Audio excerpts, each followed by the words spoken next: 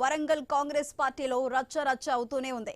తెలంగాణలో హైదరాబాద్ తర్వాత అత్యధిక రాజకీయ చైతన్యం కలిగిన ప్రాంతం వరంగల్. అందుకు తగ్గట్టుగానే ఇక్కడ పాలిటిక్స్ ఉంటున్నాయి. మంత్రి కొండా సురేఖ, ఆమె భర్త కొండా మురళి వేదికగా వివాదాలు ముసురుకుంటున్నాయి. కొండా దంపతులు ఏది డీల్ చేసినా, లీడ్ చేసినా ముక్కుసూటిగానే ఉంటుంది. దీనివల్ల వారు ఇరకాటంలో పడతారు, ఎదుటి వారిని ఇరకాటంలో పడేస్తారు. ఏఐసీసీ ఇన్ఛార్జ్ మీనాక్షి నటరాజన్తో సమావేశం తర్వాత సమస్య పరిష్కారం కాంగ్రెస్ పార్టీ చేతిలో ఉందని పేర్కొన్నారు కొండా సురేఖ. దీంతో పార్టీ తీసుకునే నిర్ణయంపై ఉత్కంఠ నెలకొంది. అలాగే కొండా శిబిరంలోని కదలికలు ఆసక్తి కలిగిస్తున్నాయి. కొండా వ్యతిరేక వర్గం సైతం సమాలోచనల్లో పడింది. విచిత్రం ఏంటంటే తాజా వివాదంలో కేంద్రంగా ఉన్న కొండా సురేఖ, సీఎం సలహాదారు వేం నరేందర్ రెడ్డి ఇద్దరూ ఉమ్మడి వరంగల్ జిల్లాకు చెందిన నేతలే. పార్టీ పెద్దల ఒత్తిడో ఏమో సమస్య పెద్దది కాకుండా తేలికపరిచే ప్రయత్నం చేశారు కొండా మురళి.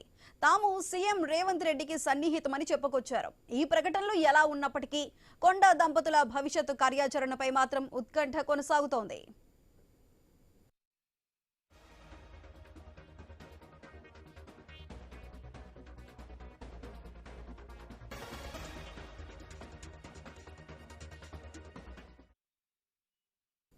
తెలంగాణలో కాంగ్రెస్ పార్టీ అధికారంలోకి వచ్చాక వరంగల్ కాంగ్రెస్ పార్టీలో రచ్చ అవుతూనే ఉంది. తెలంగాణలో హైదరాబాద్ తర్వాత అత్యధిక రాజకీయ చైతన్యం కలిగిన ప్రాంతం వరంగల్. అందుకు తగ్గట్టుగానే ఇక్కడ పాలిటిక్స్ ఉంటున్నాయి. మంత్రి కొండా సురేఖ, ఆమె భర్త కొండా మురళి వేదికగా వివాదాలు ముసురుకుంటున్నాయి. కొండా దంపతులు ఏది డీల్ చేసినా, లీడ్ చేసినా కూడా ముక్కుసూటిగానే ఉంటుంది. దీనివల్ల వారు ఇరకాటంలో పడతారు, ఎదుటి వారిని కూడా ఇరకాటంలో పడేస్తారు. ఏఐసీసీ ఇన్ఛార్జ్ మీనాక్షి నటరాజన్తో సమావేశం తర్వాత సమస్య పరిష్కారం కాంగ్రెస్ పార్టీ చేతిలో ఉందంటూ పేర్కొన్నారు కొండా సురేఖ. అయితే దీంతో పార్టీ తీసుకున్న నిర్ణయంపై ఉత్కంఠ నెలకొంది. అలాగే కొండా శిబిరంలోని కదలికలు ఆసక్తిని కలిగిస్తున్నాయి. కొండా వ్యతిరేక వర్గం సైతం సమాలోచనల్లో పడింది. విచిత్రం ఏంటంటే తాజా వివాదంలో కేంద్రంగా ఉన్న కొండా సురేఖ, సీఎం సలహాదారు వేం నరేందర్ రెడ్డి ఇద్దరూ ఉమ్మడి వరంగల్ జిల్లాకు చెందిన నేతలే. పార్టీ పెద్దల ఒత్తిడో ఏమో సమస్య పెద్దది కాకుండా తేలికపరిచే ప్రయత్నం చేశారు కొండా మురళి. తాము సీఎం రేవంత్ రెడ్డికి సన్నిహితం అంటూ చెప్పుకొస్తున్నారు. అయితే ఈ ప్రకటనలు ఎలా ఉన్నప్పటికీ కూడా కొండా దంపతుల భవిష్యత్తు కార్యాచరణపై మాత్రం ఉత్కంఠ కొనసాగుతోంది. అయితే దీనికి సంబంధించి పూర్తి అప్డేట్స్ మా ప్రతినిధి ప్రశాంత్ అందిస్తారు.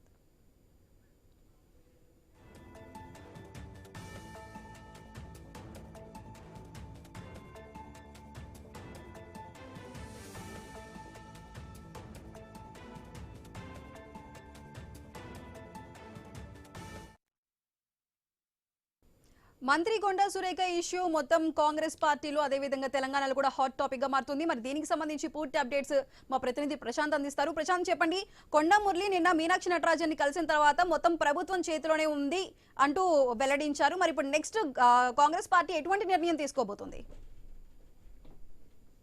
నిన్న కొండా సురేఖ ఎపిసోడ్ మొత్తం కూడా గత 2 రోజులుగా పెద్ద సినిమా హైడ్రామాను తలపిస్తున్న పరిస్థితి కనిపిస్తుంది.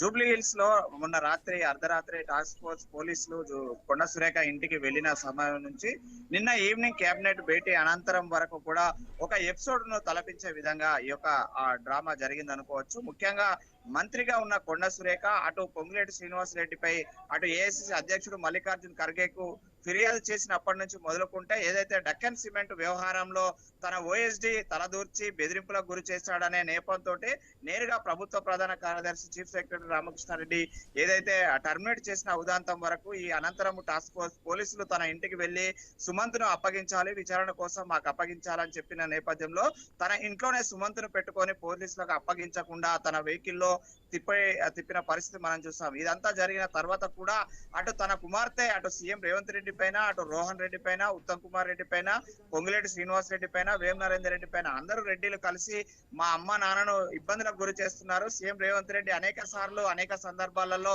మా అమ్మను తిడితే ఇంటికి వచ్చి ఏడ్చిన సందర్భాలు ఉన్నాయి, మమ్మల్ని టార్గెట్ చేశారంటూ కూడా సుష్మితా పటేల్ కొన్ని సంచలన వ్యాఖ్యలు చేసింది.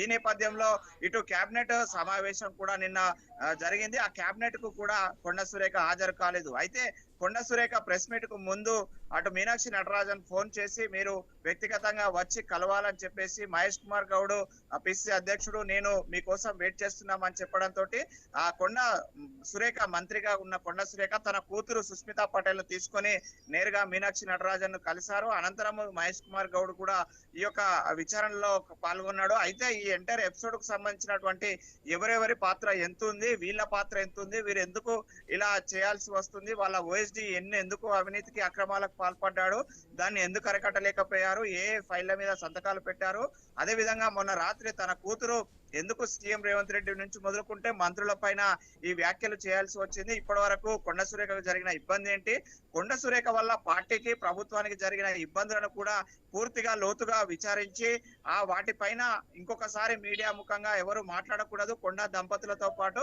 కొండ సురేఖ కూతురైన కొండ సుస్మితా పటేల్ ను కూడా మీడియాకు ఎట్టి పరిస్థితుల్లో ప్రభుత్వం గురించి కానీ పార్టీ గురించి కానీ మాట్లాడకుండా ఉండేందుకు కొన్ని కఠిన నిబంధనలు ఏర్పాటు చేశారు. అయితే ఏవైతే మంత్రి కొండ సురేఖకు జరిగిన ఇబ్బందులను అటు పిసిసి అధ్యక్షుడు రాష్ట్ర వ్యవహారాల ఇన్ఛార్జి మీనాక్షి నటరాజన్ దృష్టికి తీసుకొచ్చిందో అవన్నీ కూడా మేము కులంకుశంగా ప్రభుత్వంతో అటు సీఎం రేవంత్ రెడ్డితో మా డిప్యూటీ సీఎం బట్టి విక్రమార్కతో మాట్లాడి ఈ సమస్యకు పరిష్కారం చూస్తాము.